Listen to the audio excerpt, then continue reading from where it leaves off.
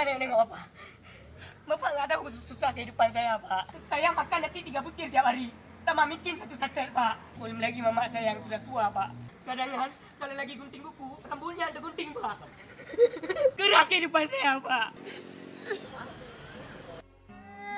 Kamu dek nggak tahu kehidupan saya di rumah. Kadang saya pulang sore, nasi sudah habis dek. Dikasih ke ayam peliharaan istri dek. Pagi, siang, malam saya dinas untuk mengingatkan masyarakat pakai helm. Tapi apa? Kadang kan saya sendiri lupa pakai body lotion. Terpanggil dari hati nurani saya, dek. Saya ingin masyarakat selamat dari kecelakaan.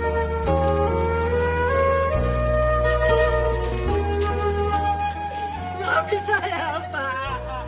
Bilang saya, Pak.